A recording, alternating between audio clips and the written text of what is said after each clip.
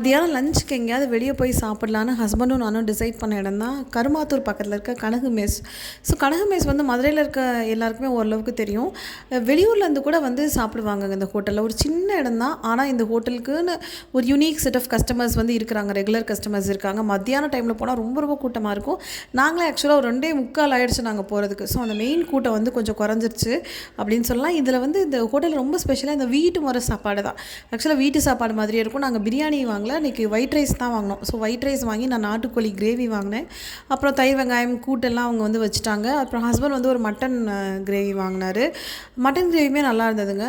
நாட்டுக்கோழி கிரேவி வந்து இந்த ட்ரெடிஷ்னல் இந்த கிராமத்து மெத்தடில், மட்டன் கிரேவி நல்லா இருந்தது, நல்லா ஸ்பைஸியாக காரமாக இருந்தது.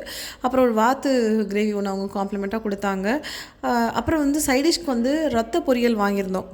ரத்த பொரியலும் வஞ்சர மீன் ஃப்ரையும் வாங்கியிருந்தோம். வஞ்சர மீன் ஃப்ரை ரொம்ப நல்லா இருந்தது. எனக்கு ரொம்ப பிடிச்சிருந்தது இந்த ரத்த பொரியல். ஆக்சுவலாக எங்களோட அப்பத்தா வந்து செய்கிற அந்த ரத்த பொரியல் மாதிரியே இருந்துச்சு. அப்படியே வீட்டில் செய்கிற ரத்த பொரியல் எப்படி இருக்குமோ அப்படி பர்ஃபெக்டாக இருந்தது. ஒரு மோரோடு முடித்தோங்க.